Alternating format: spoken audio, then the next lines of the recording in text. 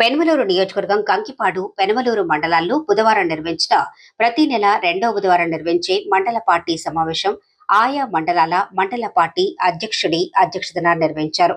సమావేశాలను కృష్ణా జిల్లా టీడీపీ అధ్యక్షులు వీరంకి గురుమూర్తి, నియోజకవర్గ అబ్జర్వర్ ఎర్రబోతు రమణ పరిశీలించారు. సమావేశంలో జిల్లా అధ్యక్షుడు వీరంకి గురుమూర్తి మాట్లాడుతూ, ఇంటింటికి అభివృద్ధి సంక్షేమం కూటమి ప్రభుత్వం విజయవంతంగా పాలన పూర్తి చేసుకుంటున్న సందర్భంగా ముఖ్యమంత్రి నారా చంద్రబాబు నాయుడు పిలుపు మేరకు కూటమి మరియు బీజేపీ నాయకులు, కార్యకర్తలు ఉమ్మడిగా ప్రతి ఇంటికి వెళ్లి ప్రభుత్వ సంక్షేమ పథకాలను, అభివృద్ధి కార్యక్రమాలను వివరిస్తున్నారు. ప్రజల సమస్యలను నేరుగా తెలుసుకుని పరిష్కరించేందుకు కృషి చేస్తున్నామన్నారు. దేశంలోనే అత్యధికంగా 13 సార్లు డిఎస్సి నిర్వహించి 1,93,000 మందికి ఉపాధ్యాయ ఉద్యోగాలు కల్పించిన ఏకైక నాయకుడు నారా చంద్రబాబు నాయుడు గారని కొనియాడారు.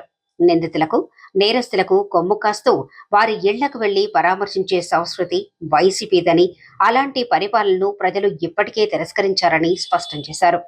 ఈరోజు పెనమలూరు నియోజకవర్గ కంకిపాడు మండలంలో ప్రతి రెండో వారం బుధవారం జరిగేటువంటి మండల పార్టీ సమావేశాన్ని మండల పార్టీ అధ్యక్షుడి అధ్యక్షతన ఈ మండలంలో ఉన్నటువంటి ముఖ్య నాయకులందరూ కూడా చాలా పెద్ద ఎత్తున వచ్చి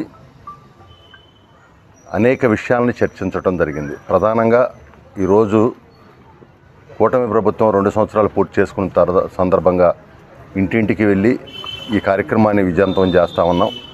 అక్కడ అభివృద్ధి సంక్షేమాన్ని ఇంటింటికి చెప్తూ ఏమైనా సమస్యలు ఉంటే ఆ సమస్యలను తీసుకుని భవిష్యత్తులో మరింత ముందుకెళ్లాలనే ఉద్దేశంతో ఈ కార్యక్రమాన్ని గౌరవ ముఖ్యమంత్రి నారా చంద్రబాబు నాయుడు గారి పిలుపు మేరకు అటు కూటమి, ఇటు బీజేపీ అందరం కూడా కలిసి ఈ కార్యక్రమానికి వెళ్తూ ఉన్నాం. ముఖ్యంగా ఇవాళ ఈ సందర్భంగా మరి సర్వ్ ప్రోగ్రాం గురించి కూడా మాట్లాడుకోవటం జరిగింది.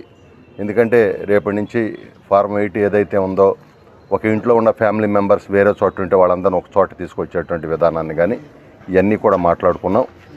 దాంతోపాటుగా ఈ నియోజకవర్గంలో మా యువ శాసనసభ్యుడు బోడే ప్రసాద్ గారి నాయకత్వంలో జరుగుతున్న అభివృద్ధి సంక్షేమాన్ని ప్రతి ఇంటికి తెలియచేయాలని, అదేవిధంగా ఈరోజు ప్రతిపక్షంగా ఉన్నటువంటి, ప్రతిపక్షం కూడా కాదు, ఈరోజు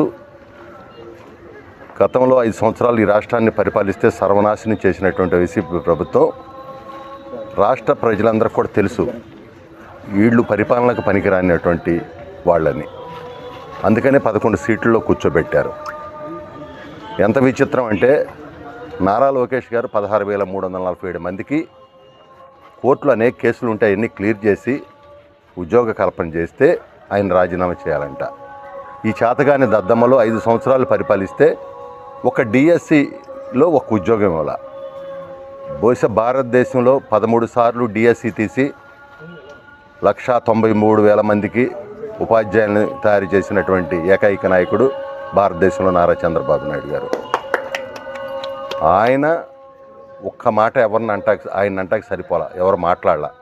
ఈరోజు కూడా ఎవరో అమాయకుల్ని తీసుకొచ్చి వాళ్ళ కేడర్ని తీసుకొచ్చి రోడ్లెక్కి లోకేష్ గారు రాజీనామా చేయాలంట. ఎందుకు చేయాలి రాజీనామా? ఉద్యోగాలు ఇచ్చినందుక? మీరు కోర్టులో కేసులు అయితే అన్నీ క్లియర్ చేసి వాళ్ళకి బంగారు భవిష్యత్తు కల్పించినందుక? కొంతమంది పరికరాన్ని సన్నాసులు మాట్లాడుతూ ఉన్నారు. వాళ్ళు వచ్చానంట 16,347 మంది తీసేస్తారంట. ఒక ఉద్యోగం ఇవ్వటం చేతరాని వాళ్ళకి ఇక అంతకన్నా ఇవ్వచ్చు. అయినా ఎక్కడికి వచ్చేది? మీరు అయిపోయింది, మీ శకం ముగిసిపోయింది. మీకు మా నాన్న చంపారు, మా బాబాయిని చంపారు, మా కుటుంబాన్ని అట్లా చేశారు, ఇట్లా చేశారని దొంగ ఏడుపులు ఏడిపించి, అదేవిధంగా కోడికత్తి డ్రామా ఆడి ఎన్నో చేస్తే ప్రజలు మోసపోయి నీకు ఓటేశారు.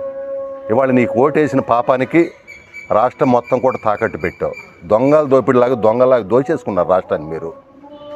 కనీసం రోడ్లు మీరు పెట్టిన గుంటలు పొడచడానికి 2,000 కోట్లు అయింది. ఇవాళ అభివృద్ధి కానీ, సంక్షేమం కానీ, బిడ్డల భవిష్యత్తు కానీ త్రిశూల వ్యవహారంతో వెళ్తూ ఉంది. ఇవాళ ఈ రాష్ట్రంలో చదువుకునే బిడ్డలకి ఈ రాష్ట్రంలో ఉద్యోగ కల్పన చేయాలని చాలా పెద్ద ఎత్తున ప్రతిష్టాత్మకమైనటువంటి పరిశ్రమలు తీసుకొస్తా ఉంటే మీకు ఈర్ష్యా దేశాలతో తనుకుంటా ఉన్నారు. ఇది చాలా విచిత్రమైనటువంటి పార్టీ వైసీపీ పార్టీ. ఎందుకంటే ఎక్కడైనా దొంగతనం జరిగితే బహుశా దేవినేని రాజా గారి ఇంటి ఏదైనా జరిగితే వెళ్ళి ఆయన పరామర్శిస్తాం. కానీ జగన్మోహన్ రెడ్డి గారితో తట్ట కాదు. ఎవరైతే దొంగతనం చేశాడో ఆ దొంగతనం చేసిన వాడి ఇంటికి వెళ్ళి పరామర్శించేస్తాడు. అయ్యో పాపం అమాయకులు పాపం 18 ఏళ్ళోడు అంటే ఒక యాక్సిడెంట్ చేస్తే చంపేస్తే అయ్యో పాపం ఏంటండి? చచ్చిపోయినోడు అయ్యో పాపం కాదు. అబ్బా, ప్రపంచంలో విచిత్రమైనటువంటి సంఘటన అనమాట. ఒక యాదవ్ బిడ్డ, బీసీ బిడ్డ, ఆ కుటుంబానికి 2 పిల్లలు ఉంటే ఎవరైనా ఎంత బాధపడతారండి? అంటే ఇలాంటి వాళ్ళు రాష్ట్రానికి అవసరమా? గంజాయి తాగిన వాళ్ళని పరామర్శిస్తారు అవసరమా? అమ్మాయిలు ఏడిపించిన వాళ్ళని పరామర్శిస్తారు అవసరమా వీళ్ళందరూ? కాబట్టి ప్రజలు డిసైడ్ అయ్యారు. మీరు ఎన్ని పొరుల దండాలు పెట్టినా ఈ రాష్ట్రంలో మళ్ళీ మీకంటూ మిమ్మల్ని దగ్గరికి కూడా రాని గుర్తుపెట్టుకోవాలి.